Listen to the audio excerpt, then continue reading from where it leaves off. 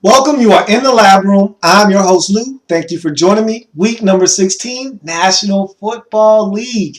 Tampa Bay Buccaneers at the St.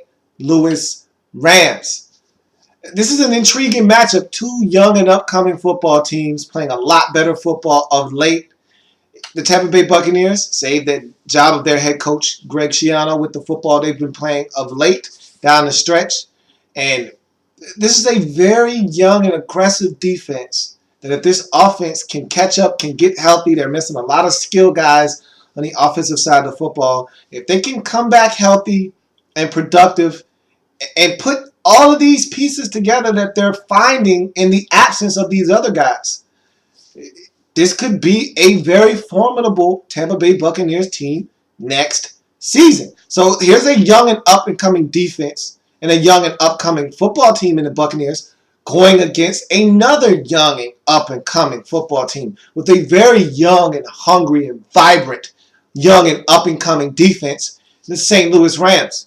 Quinn and Long and Tremaine Johnson and all the guys that they have in that secondary, Janoris Jenkins and company, and you name it, Tim McDonald Jr. There's a lot to like in that secondary. There's a lot to like. Ogletree and Laurinaitis at the linebacker position, Joe Dunbar. There's a lot to like on this Rams defense. I haven't even gotten to the defensive line for the most part, and they spent a lot of first-round picks on guys, and they're panning out, and that's impressive in St. Louis. You look at the offense, no Sam Bradford, but they found Zach Stacy. They've got some guys at receiver that are starting to emerge. Tavon Austin has been out, but he's a guy that can make some plays. Stedman Bailey starting to emerge. Givens is a deep play threat. So you've got guys out there that you're starting to really build around. Cook, you got him in free agency. So a lot of talent offensively for this Rams team. You just need Sam Bradford to come back healthy. So two teams going up against each other, young and upcoming. And if you don't watch out, these are some teams that can sneak up on you here in the near future. So let's break this game down. 4-10 Tampa Bay Buccaneers at the 6-8 St. Louis Rams. So Bobby Rainey starts the scoring off with a 1-yard touchdown on a third and goal play. This drive was keyed by a couple of V-Jacks grabs, and he set a career high in catches in this game for himself on a season. And so he's had a monstrous year. Too bad it's in vain on a 4-10 football team. But again, this is something you can build on toward the future. Again, you get Mike Williams back next year. You found Tim Wright at the tight end position. You get Doug Martin, Doug E. Fresh, Mike James and company back in that backfield. Who knows? Look, this could be a very explosive Tampa Bay Buccaneers offense. I'm not saying, just saying. So who knows? But they're up 7-0 early in this game. And I on this first drive, for me, looked very impressive. I thought that Glennon was sharp. I said, hey, Long Neck can get protection from those ends, and he can find V-Jacks and Tim Wright, spread the ball around a little bit. They can run just a tad bit with Bobby Rainey. They could potentially steal this game. So good start for Tampa Bay, 7-0 early on in this game. St. Louis responds with a 13-play, 80-yard touchdown drive capped by a 1-yard Zach Stacy touchdown plunge.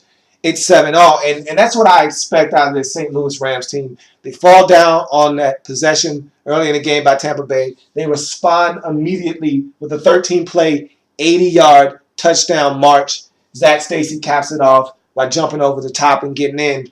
It's 7-0. So if you're St. Louis, that's how you want to respond. And are there any better throwbacks than the St. Louis Ram ones? Oh, my goodness. Ooh, and I like it. Those are so crispy. I love them. Oh, my gosh. I love those Ram throwbacks from the late 80s, early 90s. You just don't get throwbacks like those every day. San Francisco 49er throwbacks also. These Buccaneer icicle ones or whatever, the creamsicle, whatever they're called, with the suspect Buccaneer, those aren't bad either. But for my money, give me the Ram throwbacks. Oh, my goodness.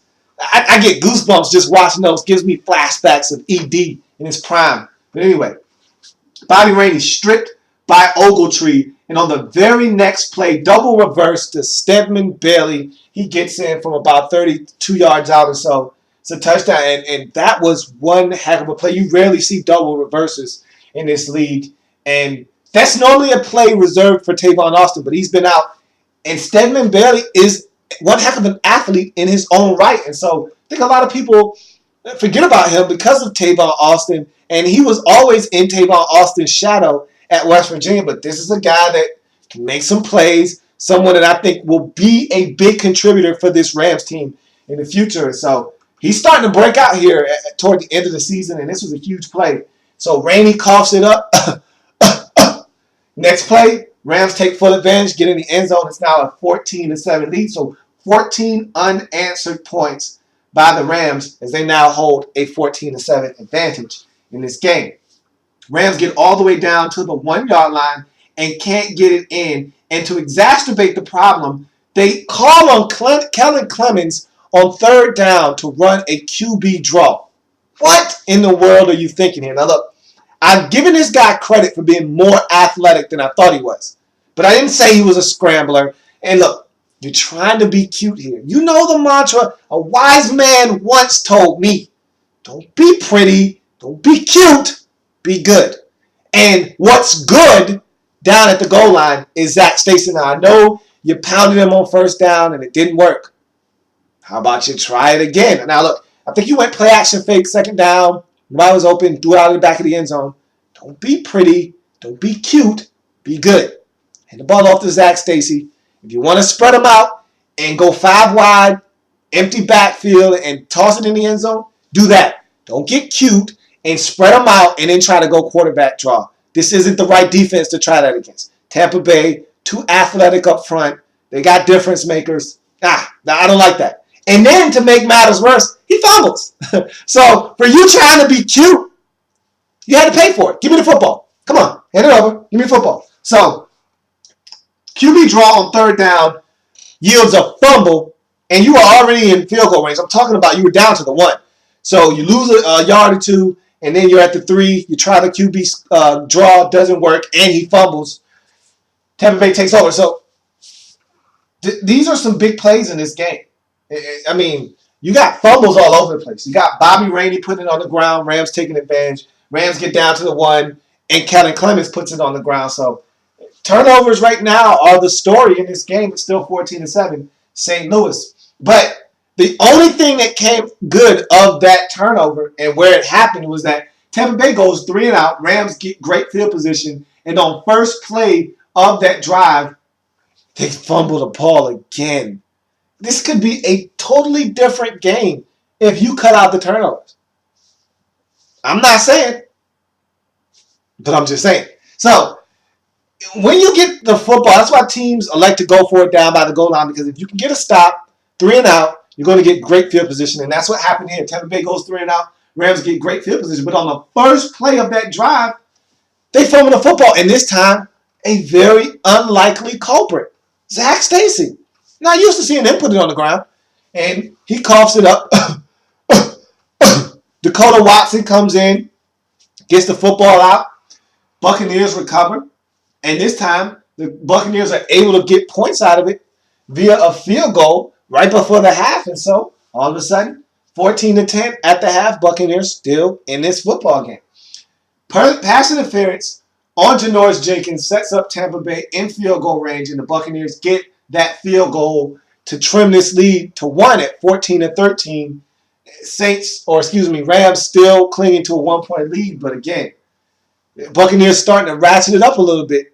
And that was a very impressive rushing drive by Rainey. I thought they ran the ball effectively on that drive, and I thought that was something that they went into halftime saying, hey, we need to establish the run a little bit in the second half. And on that drive, you could see that they put emphasis on running the football, and they did it well. They got a field goal out of it.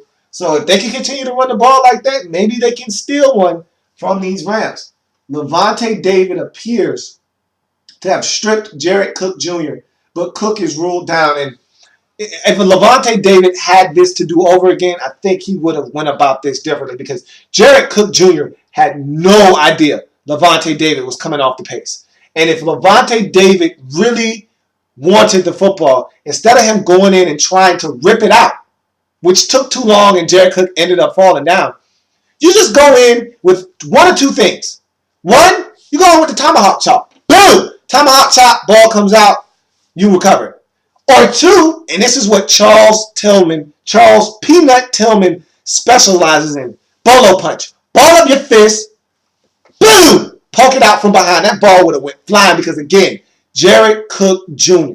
had no idea Levante David was coming off the pace from behind to get him down. And so, you do one of those two things, I guarantee it, that football is coming out. But instead, you went for the strip and rip method. And a lot of times, guys get down to the turf before it comes out. That's what happened. They get to keep the football. And by them getting to keep the football, they proceed down the field, get in the field goal range for a 54-yard Young Jeezy field goal. He pounds it home, 17-13 now. So, tide could have changed. If you get that football out and you go down and get some points, it's a different game. Instead, they keep the football, retain possession, maintain the football, go down and get points, change the complexion of this game. They go down and tack on 2 more field goals and extend that lead out to 23-13. And that's what the final score ended up being, as they dominated you defensively in that second half, really stymied you, didn't allow you to run the football. And I thought you really put emphasis on trying to run the football, and the Rams would have none of it. Then once you fell behind, and this is the key to the Rams' success, they get on top of you, and you get behind, and you got to take to the air, and now you're playing right into their hands. Because now you got to worry about Brockers, you got to worry about Long, you got to worry about William Hayes, and especially the medicine man, the mighty, mighty Quinn. And that man had himself a whale of a ball game. 3 more sacks added on to his total, sets a Rams franchise record, surpassing the great Kevin Green, one of my favorite Rams.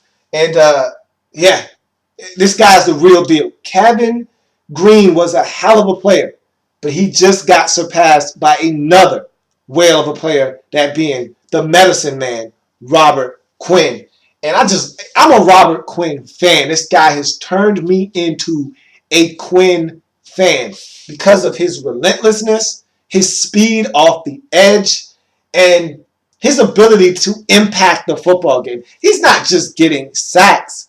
He's forcing fumbles at the most inopportune times for the offense, and for the most critical junctures of the game for the defense, he's coming up huge. And when you need a closer, you need a guy like this on your team, and he's getting the job done week in, week out. You get a lead, and your lead is safe because of guys like Robert Quinn. And that play he made last week against New Orleans, where he crawled on the ground and took the ball from Drew Brees, that right there made me, I was already a Robert Quinn fan, but that right there sold me on the fact that this guy is one of the best in the league.